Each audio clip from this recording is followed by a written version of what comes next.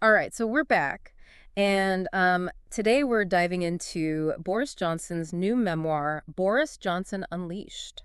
Oh, another one. Right, you might be thinking another one, but stick with us because our primary source today Okay. is actually a review by someone who knows Johnson pretty well, former Scottish First Minister Mm. Nicola Sturgeon. Oh, And her take in the New Statesman is really insightful. It's sharp and, frankly, at times, shocking. interesting.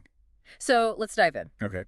So right away, Sturgeon points out something I think we've all noticed about Boris. You know, his Yeah. unmistakable voice. It's like, you can practically hear him saying Yeah. these words, Yeah. the bad jokes, the Yeah. what she calls public schoolboy insults. Yeah, that very particular type of humor. Yeah. For our listeners who might not be familiar, just imagine like witty wordplay, Yeah. often with a sharp edge and delivered with that sort of nonchalance. Yeah. It's very characteristic of certain British circles. Yes, exactly. And it definitely comes through in his writing. Sturgeon even says there's no need for a ghostwriter here, which makes you wonder, right? Yeah. Like, does this charm, does it mask something deeper? Or, as she puts it, does it distort reality? Oh, that's a great question. And it becomes particularly relevant when we get to Johnson's account of the COVID-19 pandemic. Yeah, because he really tries to paint this picture of himself as like, this decisive leader steering the country through the crisis. But Right. Sturgeon points out that her experience was totally different. Hmm. I mean, she uses words like disinterested and cavalier Wow. to describe his attitude. That's a stark contrast. Yeah. And she uses this really specific example to drive home the point, the vaccine rollout. Yeah.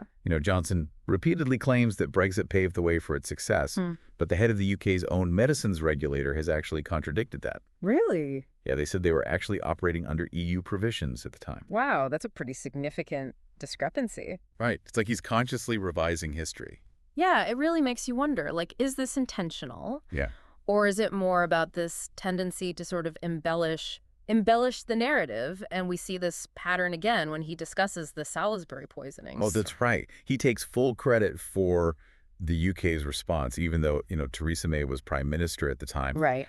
And widely praised for her leadership. And Sturgeon even notes that he completely omits May from the story. Yeah, and that's where this self-aggrandizing narrative becomes really troubling. Like, take, for example, the Nazanin Zaghari-Ratcliffe case. Right. Johnson's careless remarks about Zaghari-Ratcliffe teaching journalism were actually used by the Iranian regime to justify her extended imprisonment. It's just heartbreaking. It is. And what's striking is that, according to Sturgeon, Johnson shows absolutely no remorse in the book.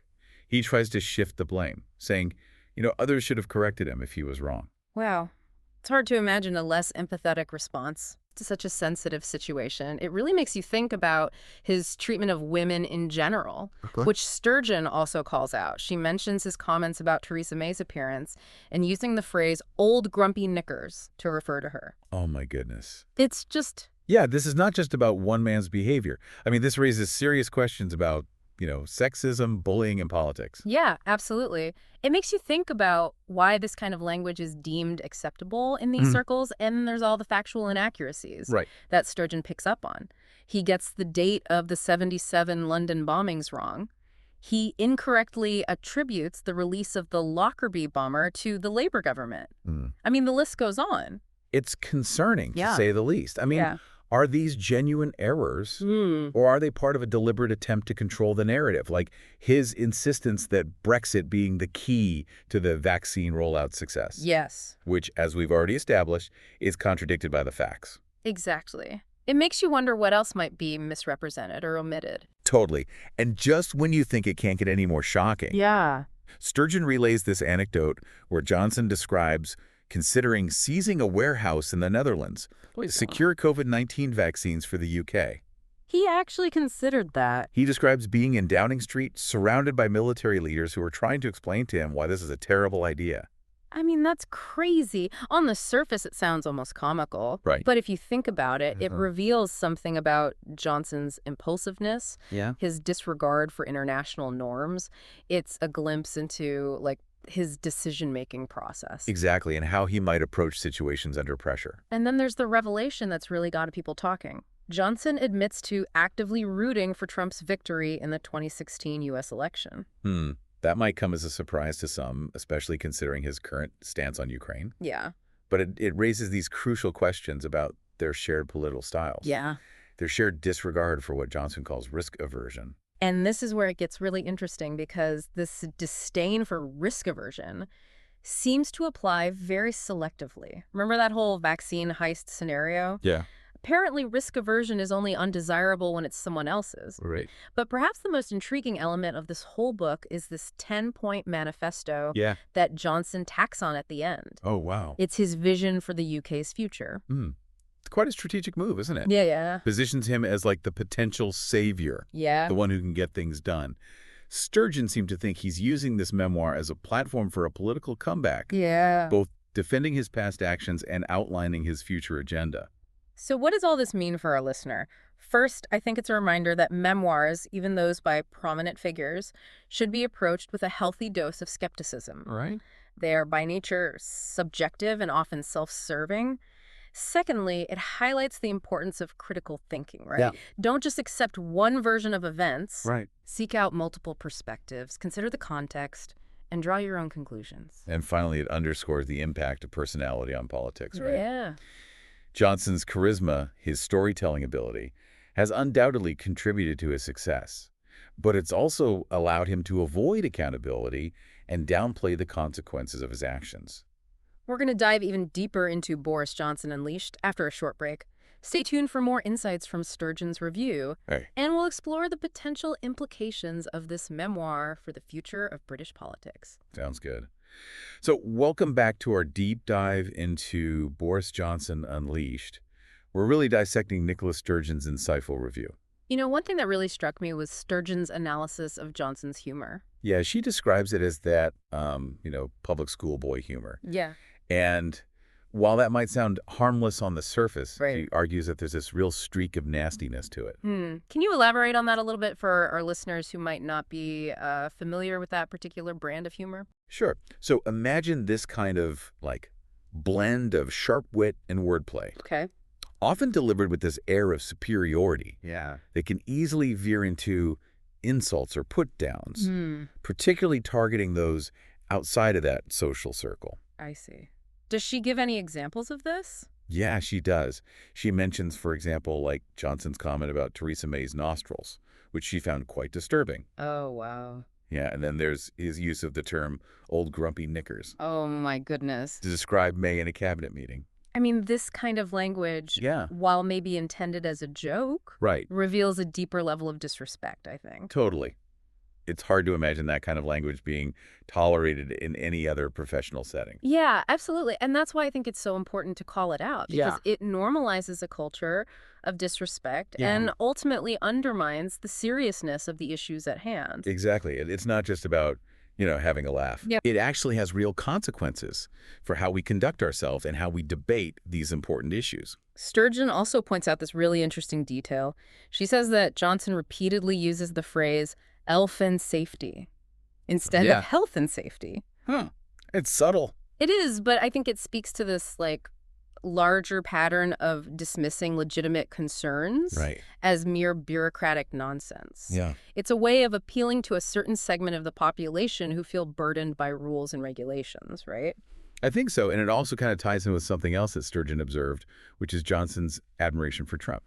Oh, right. She talks about him listening to the 2016 U.S. election results and getting this adrenaline rush. Yes. Every time a state was called for Trump. Which is fascinating to me because it suggests this shared mindset. Right. This disregard for convention, willingness to bend or even break the rules to get what they want. Yeah, I mean, it's an interesting contrast, though, because Johnson also expresses strong support for Ukraine in his book, which seems at odds with his admiration for Trump. It is. It's one of the many contradictions that emerges from this memoir. Yeah. I think it paints this really complex picture of a man driven by ambition, ego, and this constant need for attention. And speaking of ambition, Sturgeon really seems to believe that Johnson is laying the groundwork for a political comeback. Oh, absolutely. She points to the 10-point manifesto he includes at the end of the book as evidence. Right. That manifesto outlining his vision for the UK's future. I mean, that's strategic. It is. It's positioning himself as, the potential savior, the only one who can get things done. Right, and whether voters will buy into that narrative remains to be seen. But Sturgeon seems convinced that he is intentionally shaping public perception of his time in office. Absolutely. It's defending his past actions, but it's also laying out his plans for the future. So we've covered a lot of ground. We talked about Johnson's writing style, his handling of the COVID-19 pandemic, his treatment of women, and now this admiration for Trump. I mean, it's a lot to process. It is. I think one thing that really stands out for me is this whole question of accountability. Yeah. Throughout the book, Johnson consistently deflects blame, rewrites history, and avoids taking responsibility for his actions. And that's a dangerous precedent to set, right? It is, I think. If leaders aren't held accountable for their mistakes, it erodes public trust. And it weakens the very foundations of democracy.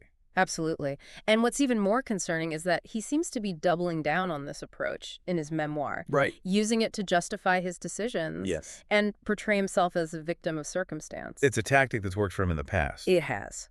But will it resonate with voters this time around? I mean, that's the big question. That's the question, and it's a question with implications that extend far beyond the UK. Exactly. I mean, are we as a society willing to accept leaders who prioritize self-preservation over accountability? It's a really thought-provoking question, and it's one that we need to grapple with as we move forward.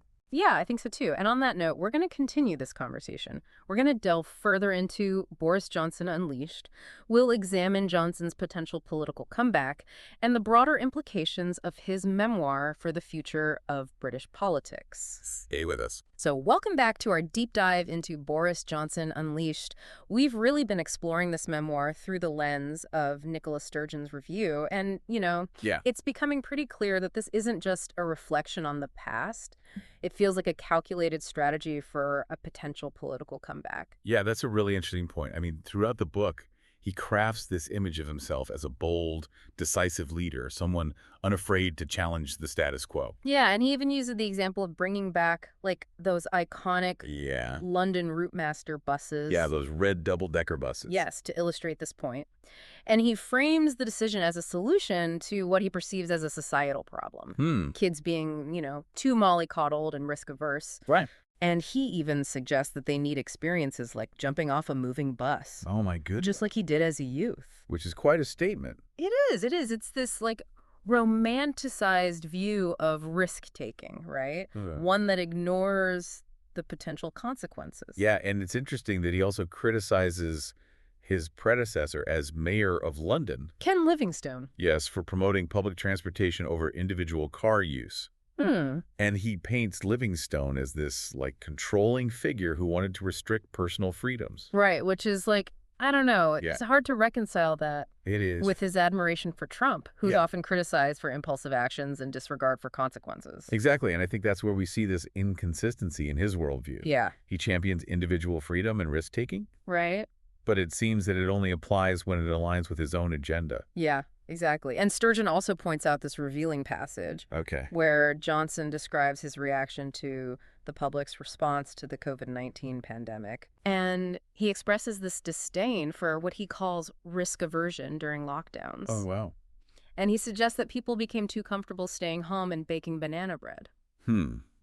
This tendency to blame others rather than acknowledge his own failings is a recurring theme throughout the book, isn't it? It really is. And I think, instead of recognizing the fear and uncertainty that people were facing, he paints them as, lazy and complacent. Yeah, it reveals this real lack of empathy and a disconnect from the realities of everyday life for most people. It does. Which I think undermines his attempts to portray himself as this man of the people.